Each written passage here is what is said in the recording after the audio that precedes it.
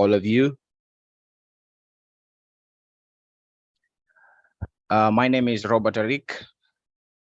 I'm a cybersecurity engineer. I work with DeFi now under the cybersecurity program called SafetyCom. I don't know if all of you will be introducing yourselves, but I think there are few. We can introduce ourselves. Yeah, so let's introduce yourself, where you're working, and yeah.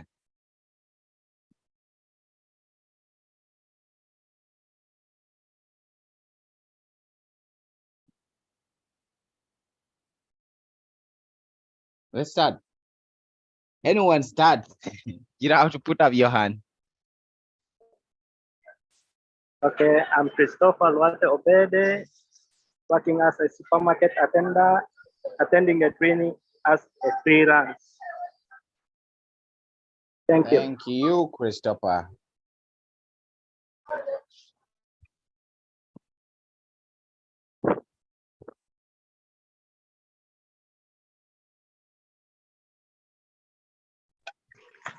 Hello. Hello, yes, Roger. Yes, good afternoon, colleagues. I'm by the name Rogers Luis Ramadan. I'm the Executive Director of Rights for All organization. My name is Robert Wilson Kenye. I'm an environmentalist. I'm working as a technician. The company. Thank you, Robert. Rogers did not complete his introduction. Hello once again. I'm by the name Rogers Luis. I'm the Executive Director of Rights for All organization. Thank you. Nice to have you on board, Rogers. Thank you. Hello, everyone. Good afternoon. My name is Marco Ariat, a student from Stanford International University, doing journalism. Thank you. Right, it's nice to have you here, man. My name is David Mayan. I'm the Deputy News Editor at Catholic Radio Network, also a founder of Transmedia and Communication Consulting. Thank you.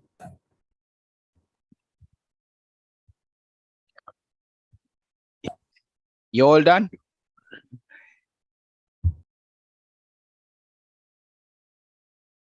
All right. So for those who haven't, I think they will find us on the way.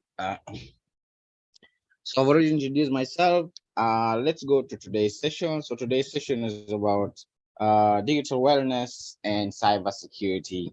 So in today's evolving digital landscape, you know, all of us are embracing technology, and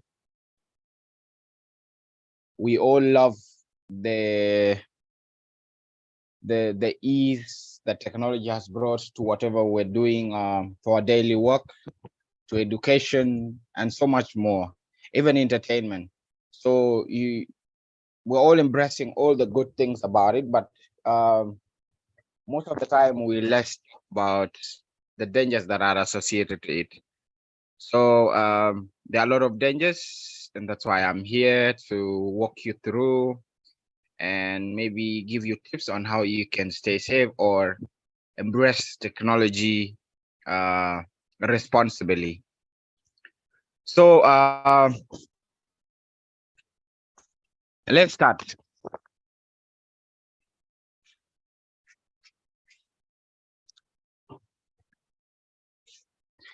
So why is it important? Like, it's important for personal reasons, because it's important for personal reasons because maybe aside from what you're doing, you have your personal life, and you also use it maybe for talking to people that are your family, friends, generally your loved ones.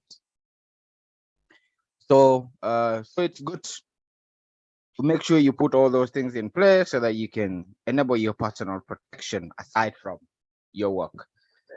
And then digital literacy. The internet is an abundant source of information, but not all of it's accurate or are reliable. This training helps individuals develop critical thinking skills and to assess the credibility of online sources, spread of misinformation, and so on. So this one is small, but most of the work about this particular misinformation part is done by my colleague Vida, and maybe some of you have already attended a lot of classes and you're expert in it right now. Then respectful and ethical behavior. So understanding the importance of treating others with respect and adhering to ethical principles online help build a positive community. So this one will emphasize on principles of etiquette, empathy, and inclusivity to create safer and more welcoming online environment for everyone. Then legal and ethical compliance. So sometimes maybe you do something online, and maybe if you're not aware about the law, then later you will you'll come in and then say, you know what, I was not aware about it. So maybe there are some of you now that maybe are not still aware about the existence of the cybercrime and computer misuse provisional order, that maybe if someone does something to you online, you follow it up or you sue that person, they will be prosecuted accordingly. And then digital well-being with increased amount of time spent online. So maybe that's why the title go digital wellness. It's vital to mental health balance between digital and offline life. The training highlight the importance of digital wellness and provide practical strategies to achieve it. So these are the main reason why this training is essential for all of you. If you have questions, write them down. By the end of the training, I'll give you the chance to talk and so on. And then if you're not hearing me or anything that you think is inconveniencing the presentation or the session, please do not hesitate to speak up. Then now let's look at some of the definitions that are associated to this. Online safety, ensuring personal security and privacy online, avoiding sharing sensitive information in public forums. For example, maybe some of you have heard about cases of revenge porn, or maybe you were sharing private images between you and your girlfriend or your wife and so on. And then they got into the wrong hands and people start sharing them. So that's what I mean by maybe sensitive information. So you make sure that your information is only circulating around your circle, or and like doesn't move beyond, or it's only seen by people that are authorized to see it, so on. If it's personal information, it means you are the only one that is authorized to see it, and maybe the person that you were sharing the information with. Then digital citizenship, practicing responsible, respectful, and ethical behavior online, e.g. not engaging in cyberbullying and spreading fake news. So like maybe if you come across someone's private or naked pictures online, then you keep forwarding them, especially on Messenger. That's what people like doing. You are participating in cyberbullying. Or maybe if someone has posted their picture and then you come and comment with a lot of mean comments to make the other person look less of an important individual, that is cyberbullying. Then spreading fake news is also not a good practice of you being a good digital citizen. And then digital footprints, the trail of information left behind through online activities, social media posts, search histories, and comments. So this one is very common. For example, if a musician says, I have released a song, and then you rush to the comment section and then you put in your number, please, this is my WhatsApp, send me the song. So your phone number, you have left it there, is part of personal information or personally identifiable information, because maybe you registered it using your national ID or your passport. So that phone number is a digital footprint you have left that can be used to trace you, or someone can use the same number to, there's something called SIM swapping, or maybe even your picture. So someone can use your picture to go and scam people or create a profile that is not yours, but they're using it to impersonate you and try to scam money out of people. And then online ethics, adhering to moral principles of the internet, giving credit to original source and respecting others' privacy. That means hacking is not allowed. So you're not supposed to hack anyone's account. If you do it, it's a crime. That is invading their privacy. Then also, if you are sharing an article, it's good to give the the source. If it is an art work, give credit to the source and so on. So these are online ethics. Then now, let's begin with personal information. How do you protect your personal information? One, when I talk about personal information, I mean your name, your passwords, your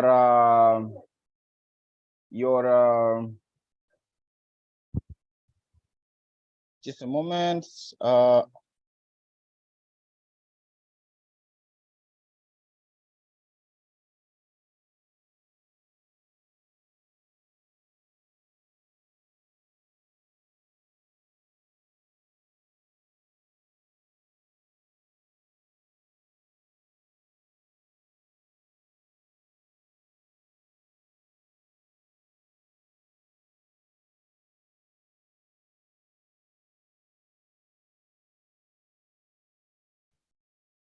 Hello? You can all hear me, right? Yeah, we are getting. Yes. So your personal information, your password, your whatever you do to log in, your email, your ID number, your passport number, any information that maybe is identifiable to you as personal information. Even your inbox is part of the privacy now. So your inbox has your personal messages, your personal pictures that you're supposed to be seeing only you. So how you protect them is one, you create a secure, unique password. You can see password written instead of password itself, right? So it's unique, it's a little bit long, but you can be a little bit creative. Let's say you can create a passphrase. For example, can say my dad is awesome. So, or let's say I am God fearing. So if you say you are God fearing, it's a little bit long, and you can never forget that you are God fearing. So it makes sense and it makes a perfect password. But to make it even a little bit harder is you can replace letters, some letters. Like if there is an A, you can put at. If there is a S in it, you can put the $sign or the N% and so on. Then, so that is strong password is one. Number two is privacy setting. You see all these social media companies, Facebook, Instagram, Twitter, LinkedIn, which one is the other one? Okay, just a few, TikTok and so on. So all of them, they put in place privacy settings so that you can make use of them and really make sure that your account is secure to an extent that no one will be able to evade your privacy or see your personal messages that you are chatting with other people. So it's you to put them into use so that you do not get hacked or someone else doesn't see what they're not supposed to see. Another one is you have to be aware about data collection. So being aware of data gathering in a shopping website, collect user preference for targeted ads. So this one is it's very common. Like maybe okay, even Facebook does it sometimes. There's maybe you'll post on your WhatsApp status that you need shoes, and then you'll see adverts for shoes popping up everywhere, any other part of the internet. So you have to know that your data is collected and it will be used to target you with ads. So there are other people that think, okay, this is not a big deal, but the others that do not like to be targeted with ads, or that the information has been used, because when your information is collected, it is sold to advertisers so that they target you, so that you get influenced and then buy stuff. So others think that it is not right to collect your information and sell it to advertisers without your permission. So it's also good that maybe when you're browsing online, make sure that you put in information that maybe it's required, but Don't just put your personal information at a random site. Aside from them being used for ads, someone can use that information to create a fake profile, to impersonate you, abuse people on your behalf, borrow money from people on your behalf, and so on. So these are the disadvantages. And then phishing scams, recognizing and avoiding fraudulent emails, email claiming to be from a bank, asking for account details. This one is very common nowadays, social engineering, but doesn't come in form of phishing, but it's called pretexting. This one happened on Facebook. I'm sure some of you have come across. People are like text you and they say, and this is maybe someone you've been chatting with, and then this person will text you and say, you know what, I got a message from Facebook that I should select one of my friends so that I can recover my password. I lost access to my password and so on. So please send me your number so that the code can be sent to you. You give it to me so that I can reclaim my Facebook. That's a big lie. So the moment you do it, you send them the code, your account is hacked. So this is what they do. They take advantage of you being a good person. Sometimes they take advantage of greed. For example, there are phishing scams that will target you, that maybe you've won an iPhone 14, you've won the car, and maybe for you to claim it, you have to pay this amount of money. Or another one will be someone sending you items, and then maybe the item gets stuck somewhere, and then you are told to pay a little fee because the items contain money inside it, and so on. So recognizing all this stuff is important, and how you can recognize them is just like making sure that you question everything on the internet. Always make sure you do verification. If you are not sure, you ask for a friend, and they will always help. Then communication, practicing proper manners online, using polite language and avoiding all caps in discussion.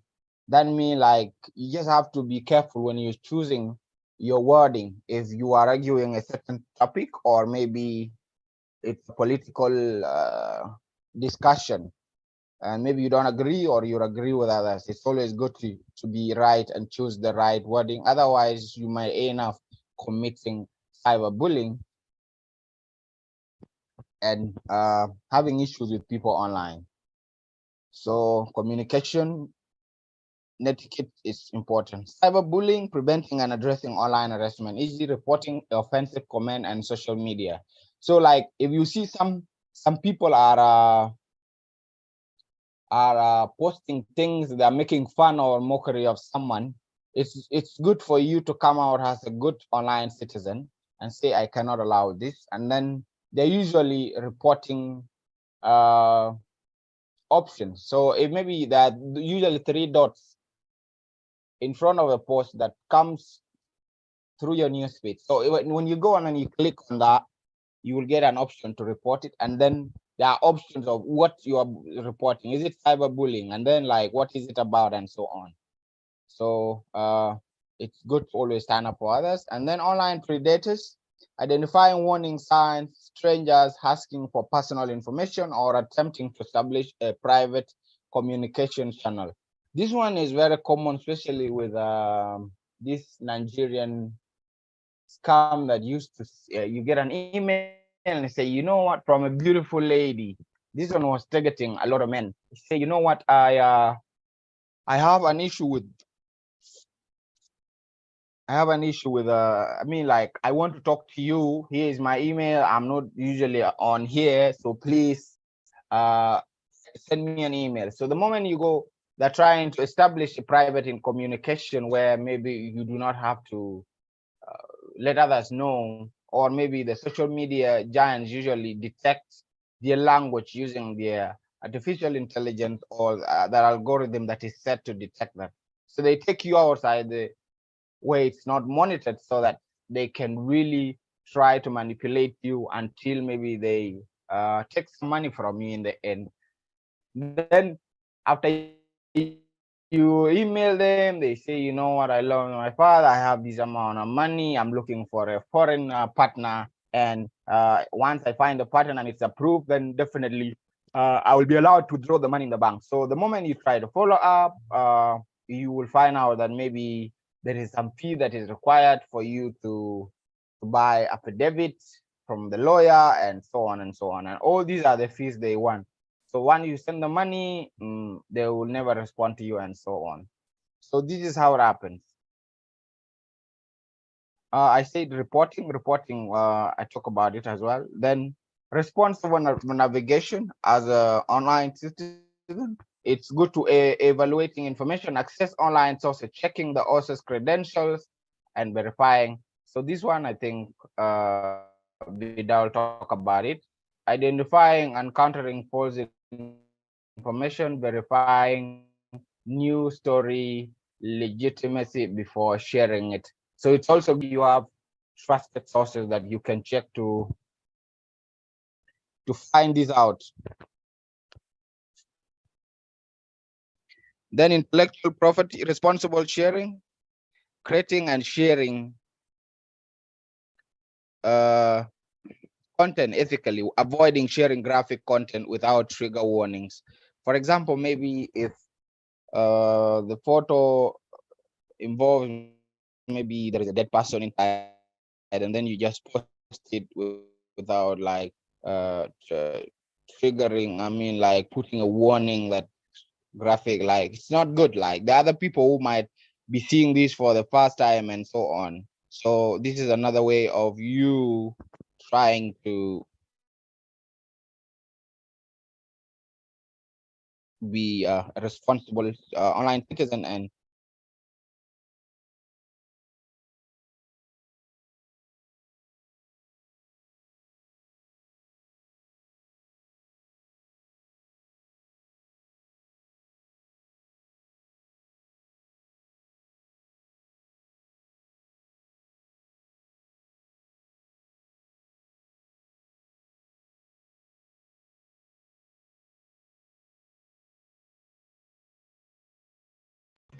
Are you there? Oh, looks like we have lost Arik. We wait a little bit for him to bounce back.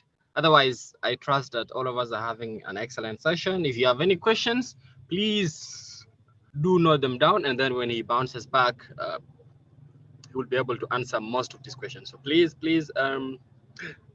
let's. If you have any comments you want to make, you can make as we wait for Arik to come back. Any comments from any of you?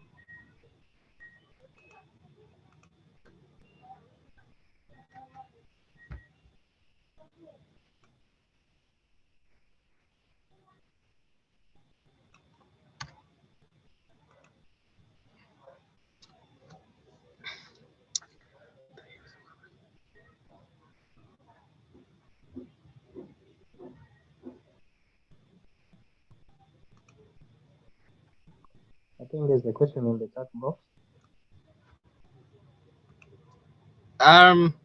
Questions later will be addressed by Arik, but I mean any comments, remarks that any of you wants to make and stuff like that. That is what I'm asking. Questions will be addressed by the facilitator at the end of the session.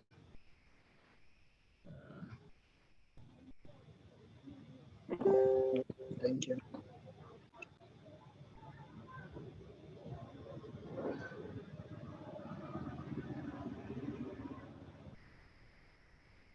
Okay, Arik, you're welcome back.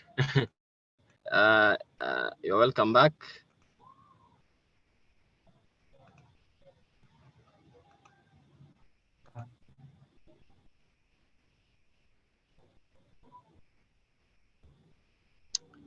Arik, you're welcome back. You can take You over. disable the screen sharing. No, you can share. It's okay now. All right, thank you, mate.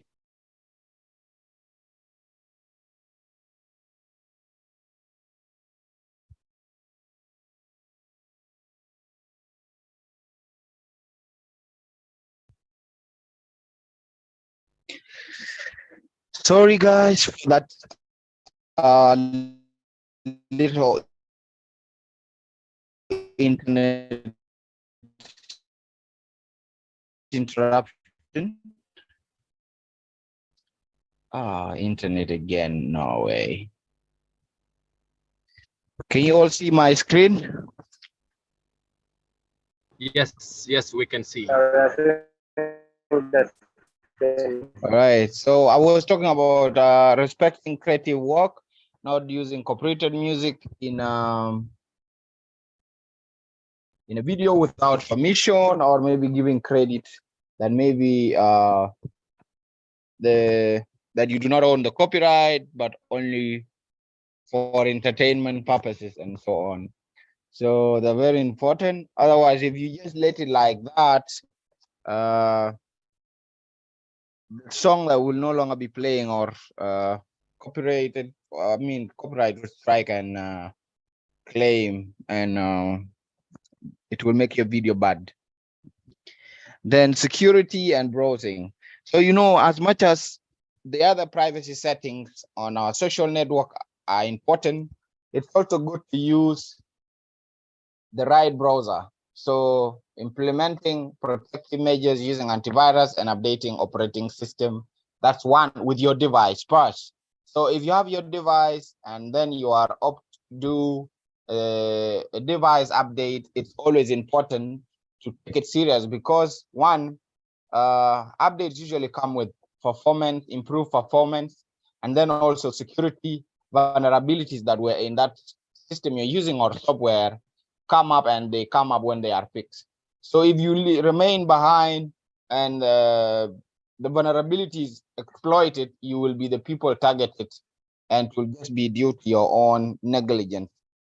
So it's good to use safe browsing, use the right browser. Let's say there are browsers that have been set up that if a link looks suspicious, they will stop you and tell you, do not open this link. It is not secure, or it will be used to harvest your information and so on. So adapting secure habits, not clicking on suspicious pop-up or links. Others will just pop up below your computer and say, you have virus in your computer, please click here to remove it and so on.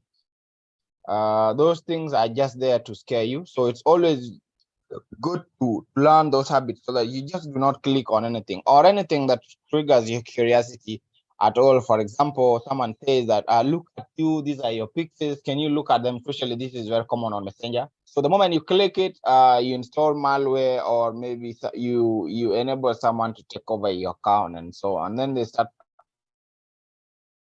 posting things like pornographic content that do not go in line with your reputation as an individual and so on. Then malware avoidance. Malware stands for malicious software, identifying and preventing malicious software, not downloading files from untrusted sources. So that means if you are downloading an app, make sure you download it from the official App Store or Play Store. And if you are downloading a software for your computer, make sure you're downloading it from the official website of that vendor, not the one from the torrent side and so on. They usually carry along with them malicious software or viruses that can be used to destroy your files, or that can be used to harvest keystrokes on your computer, that can be used to hack your Facebook account or your online account, or even your banking accounts or online banking, if maybe at all you have put them or usually enter them online. Then parental control, monitoring young ones, using software limited to access to age-appropriate content. So this one now is going to be a challenge for us, because TikTok has come up and content just appear based on people's preferences. And there are a lot of content that is not good for children. So if you're a parent, you're a brother, you're a sister, and you have a young person always try to make sure that it's not appropriate for them to see the content they're not supposed to see, like maybe giving them access to TikTok, because some of these things on TikTok are really not good, and you not want them to be seen by your children or your young ones. It's not good at all. I think this is how the society is. Then positive digital community, empathy and inclusivity, encouraging understanding and diversity online, e.g. using gender neutral language and avoiding offensive stereotypes and so on. So this one is very common with us, especially as South Sudanese. Sometimes maybe you make a joke and maybe the other people don't see it the other way as a joke. They take you serious and people become offended and so on. Or they can even report your content for cyberbullying, and Facebook would take it serious, or the social networking site you're using, and they take it serious, and then you could start getting warnings that maybe you've been banned from commenting for 1 month, 1 week, and so on. So it's very important to understand the diversity online, that people are different and people come from different places with different opinions, with different beliefs, and so on. So that one is very important. And then online activism, advocating for causes responsibly, e.g. sharing verified information about climate change and promoting eco-friendly practices. So if you are advocating for something and you're using the online platform to make your voice reach to places, it doesn't mean that you should use things that are not true to try to make your claim, or make it like more reasonable and so on. So use everything that is verified, only use facts. Then digital wellness. This one is balancing online and offline activities, e.g. setting time limit for social media use and engaging in offline hobbies. This one is very important. Because sometimes you become addicted and it affects you in one way or another, maybe with whatever you're doing. I understand we're not in a country whereby most of the work is online, so you say, you know what, but my work is based online and so on. So even you, when you go to work, sometimes you're given off limits so that you can go and do your other stuff. So it is very, very important balancing your offline and online, and it's good. Even Facebook or other, they came up with it is in the settings that maybe when you go, you can see your online, so you can set how long you should be online and so on. So it's very good point. And then supporting others, encouraging responsible digital citizenship, sharing tips for online safety with friends and family. So if you've learned here, you go and become an ambassador. Try to let others know that, okay, it's okay to come through this. For example, if someone is cyberbullying someone, what do? Do you block them? Or if the person is cyberbullying you, you block them. The others that are on Facebook that actually do not even know these things, privacy settings, being cyberbullied, and so on. And it's also it's good, like if you come across a scam that maybe you become you were a victim, share it that you were scam. Do not care about what people are going to say, like maybe you're dumb, you're stupid, how did you allow it? Because the moment you share it, you will be saving another person that maybe was going to become a victim of the same scam and so on. So yes, that's all from me. As far as this is concerned, I'll share these slides with you later on, and then time for questions.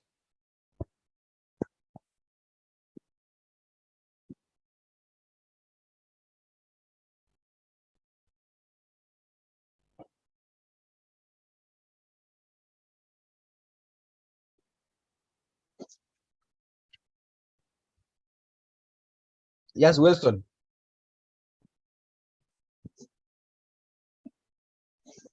I think I have a question in the chat box, but I can repeat it. You're hearing me? Hello? Okay. You're getting me? Okay, let me have a look at it. Yes, I'm hearing you. Let me look at it.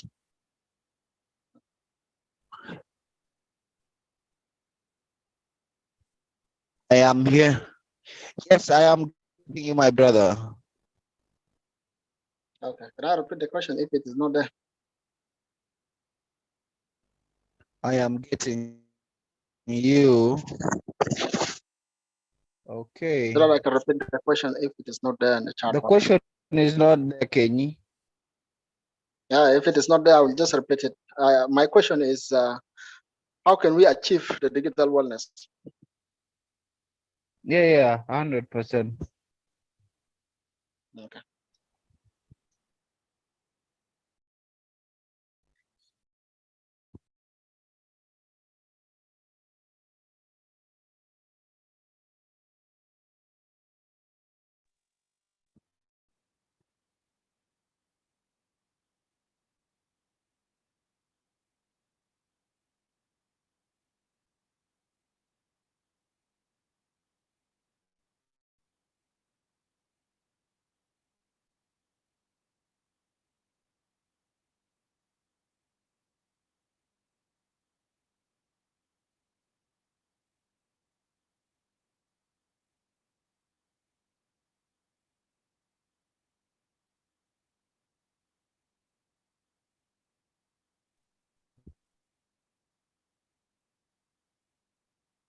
Hello.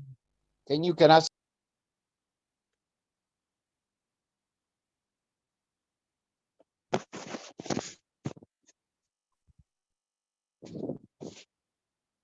The presentation Your network is is meat and not good. potato. I don't know if it's my network. Yeah, I think it is your or network that of because Zida. our network it is your network. I don't know even. All right. You got my question? You got the question right? Rectified. No, I haven't got your question. No, like when you were about to say my question is, and then boom, network started having issues.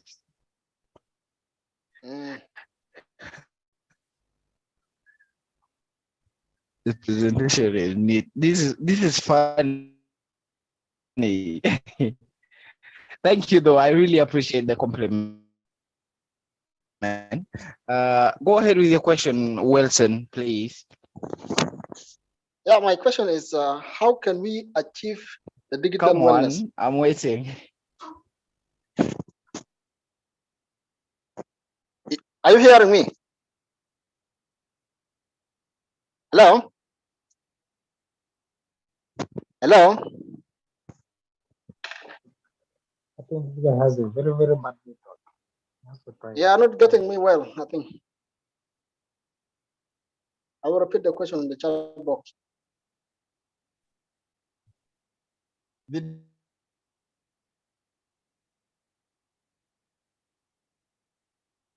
Vida, what is happening? Are people not getting you? No, but like the network is misbehaving, and I notice it's not on my side. I don't know, is it your side or what? Is it what? Network has been misbehaving in the last like few minutes.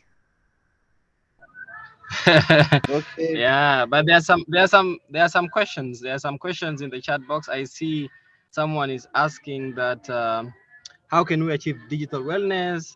Another one is saying, why do other websites require cookies and caches to be accepted before allowing one to see content? Yes. Thank you for the one for cookies is cookies are just like information mainly you know, okay, in European countries,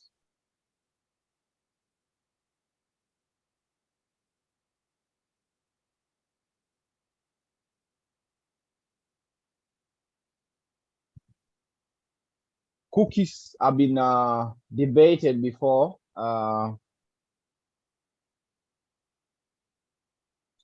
That maybe if you access a European website now, they will say you will be given an option to accept or to reject or accept some. Yes. So cookies generally are asked to enhance user experience, track user behavior, and provide personalized content. Cookies are stored on user's device, typically their computer or through the web. They are used to remember information about users with such as their preference to log in and so on. This one includes for example, if maybe you have visited a website before and you have logged in, they will just take you to where you usually go, like maybe without you trying to navigate it again. So like, for example, the personalization calls enable website to remember users' preference, such as language, layout, or other settings, making the browser experience more tailored and user-friendly. So that's number one. That is the personalized part of the cookies. The other one is authentication. Website use cookies to identify and authenticate users, ensuring that the log in is during the session and preventing unauthorized access to the accounts. So if maybe the cookies are different, it will show them that maybe that is not you, because like I say, the cookies are saved through through your device, or is it your phone or your computer. Then another one for cookies. Cookies help website track user behavior, such as browsing history, the length of time spent on a site, or the pages visited. Visitor can be used to analyze behavior and optimize the site for better performance. So that one is for their own use. And then advertising, obviously, this is the one that is really concerned with cookies. Cookies are also used to deliver personalized ad and marketing content based on user interest and browsing history. Then site functionality. Some websites rely on cookies to enable certain features such as shopping carts, self searches, and so on. So those are some of the reasons. But due to privacy concern, like I said, in some countries in Europe, regulations like the GDPR stands for General Data Protection Regulation. The European Union website are required to inform users about the use of cookies and obtain the consent before collecting and processing this data. So I think the same thing we hope, like in the near future here in South Sudan or in East Africa or in Africa in general, will have the same thing, because it is not good for them to be collecting that information and then they go and use it for their own benefits, mostly in the name of trying to improve user experience without your consent. Yeah. Then the other question was how can we achieve digital wellness?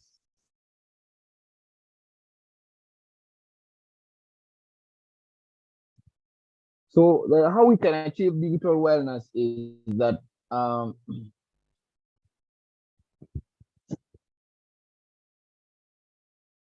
you should set up boundaries as an individual, establish limits, screen time, and create schedule for when you should use devices. Make sure to allocate time for work, personal interests, leisure, and so on. So then also prioritize quality over quantity, in a sense that be selective about the content you consume and the time you spend online. Focus on engaging high quality content that is meaningful, informative, or entertaining. So, and then practice mindfulness. Be present and intentional when using digital devices. Avoid multitasking and aim to give your full attention to only one task at a time. That's another way. Another one could be like you look for meaningful relationship or cultivate meaningful relationship, prioritize face-to-face interaction and engage in deeper conversation with friends and family. Use technology to stay connected, but do not let it replace personal connections. That point is very, very important. Use it, but do not let it replace personal connections. And then manage notification, disable unnecessary notification to minimize distraction and interruption. Set up specific time to your messages and email rather than responding immediately. I know it's very hard, whatever I'm saying. Even for me, it's very hard, but it's also important. Then, like, protect your privacy. Be cautious about sharing personal information online and take steps secure your digital identity. Use strong passwords, enable two-factor authentication, be mindful of the permission granted to apps and websites. So there are some apps that maybe when you download and for you to use them, they request for things that do not affect their functionality. For example, you'll be like, maybe you're using that app for, let's say it's like a notepad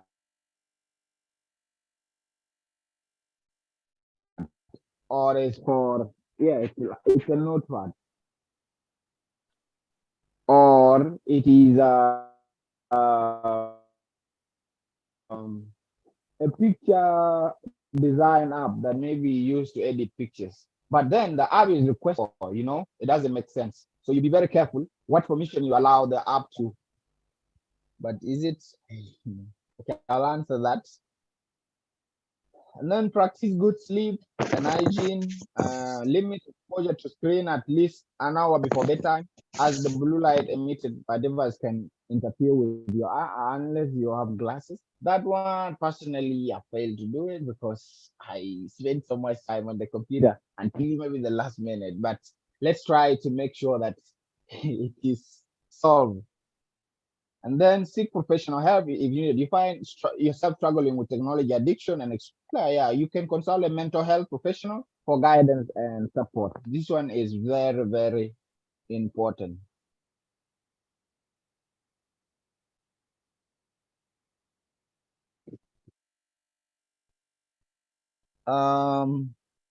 Christopher.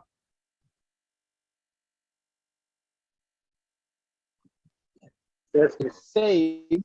It's safe to accept cookies, but it is also like important to be aware of potential privacy implications. Cookies are small text files stored on your device, but by a website. So, like I said before, they serve a lot of purposes, or they improve user experience, tracking, and user behavior, and so on. So, yeah, they are safe, but some factors to consider when deciding to accept cookies is trustworthiness of the website. If you're visiting a reputable website with a clear privacy policy, accepting cookies is usually safe. So if you trust that site, accepting them is safe. And then type of cookies. First-party cookies set by the website you are visiting are generally safer than third-party cookies. So which set by external service or advertisers and whoever, which can raise privacy concerns. So like maybe if the first one that you accept then are important, maybe yes. Then it's also good to use the right browser. So even if you accept cookies, it will not come and work. For example, I would recommend you use browsers like Brave. Let me write it here. Brave. Firefox is okay, but you have to like do a lot of stuff manually. Safari is okay for iOS. Chrome is okay, but maybe you can put at least an extension like DuckDuckGo.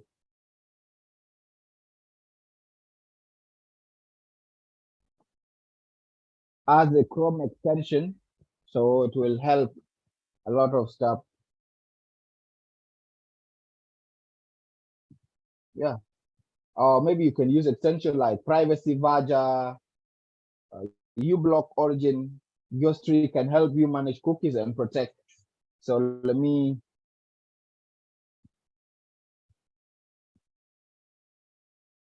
Facebook has blocked me severally from commenting and liking without giving a clear information. Henry, that's because you breached Facebook community standards, and that's why.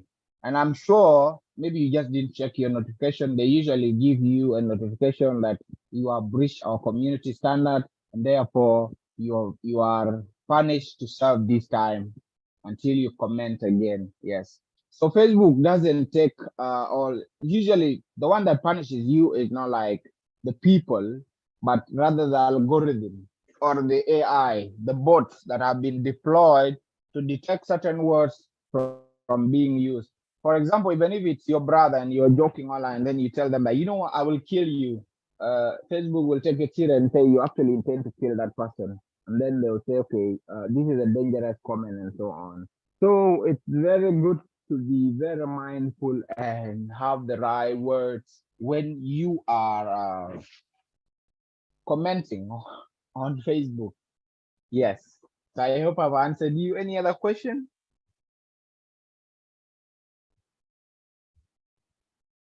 Any other question, please?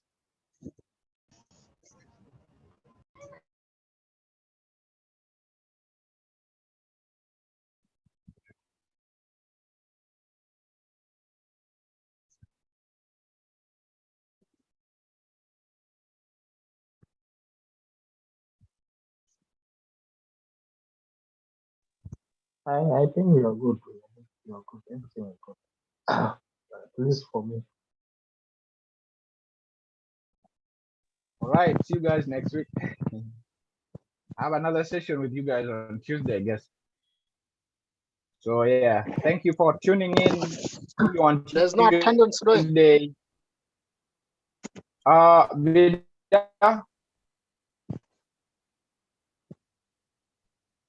Attendance, Yes, let please. me share the attendance. Let me share the attendance so that you can register, and as soon as you register, you can just leave the call. Here is the attendance list. Please do register.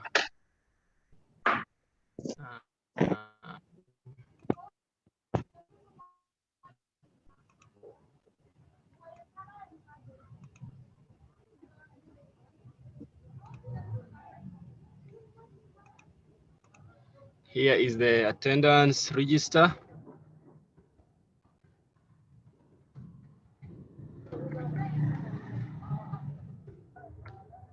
Yes, Deng Aruob, you have any questions? I see your hand is up.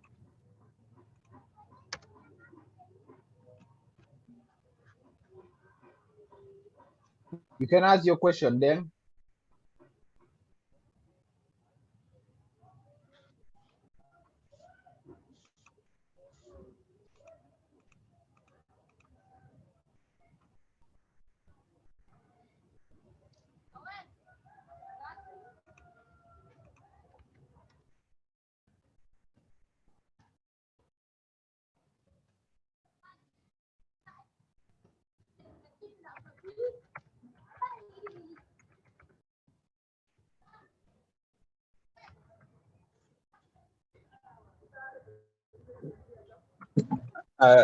Thank you, Arik, for the session. I think we have learned enough.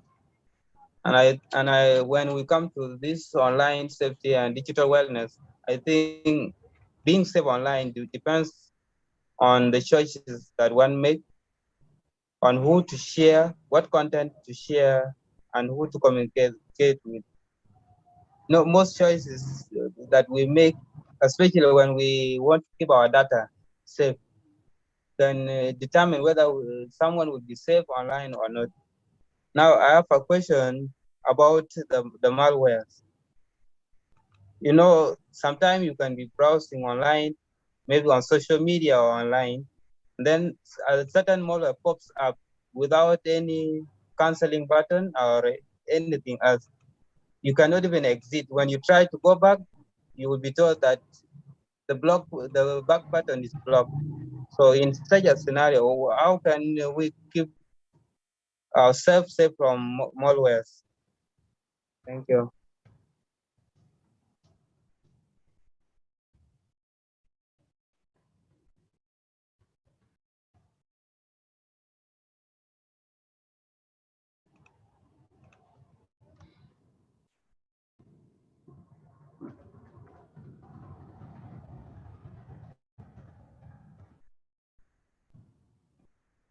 Sorry, I forgot that I was muted. I think a malware will not penetrate in a software that has been updated, that is up to date, that has all the security vulnerabilities that were in place patched. So so that's one way. So may use antivirus as well to detect it before it pops up. So keep your software up to date regularly. Use antivirus.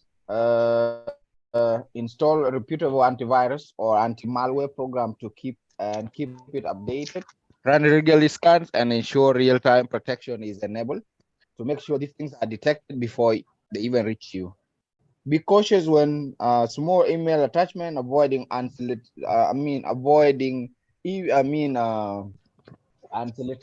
messages or that maybe you were not expecting, or they just came in and then they tell you to download.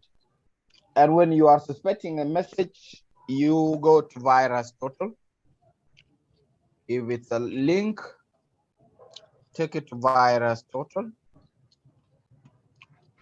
I've written virus tool. I've written virus tool. Virus total to scan it for you and to show you that the file or the document you are about to download is suspicious or it's dangerous. Enable firewall, use firewall to help block malicious if you're using a computer, but most computers come in with firewalls enabled, so never put it off. Use strong unique password. Any updates, then like really avoid using the same for multiple accounts and so on. Secure your network, protect your home or business Wi-Fi. I believe none of you is doing that. Be cautious with downloads. Only download from trusted and reputable sites. So if you download from trusted and reputable site, you will avoid you bumping into this malicious software as a surprise. So it's very, very important. Then enable browser security. How you do this is by using the best browsers, and I've given the examples up there. Educate yourself and others. Stay informed about the latest malware threats and educate. So it's also good to Google a little bit about it. I think that's all. Yeah, I hope I've answered you, Deng. And I guess a lot of people have registered now. Yeah, thank you guys for coming in.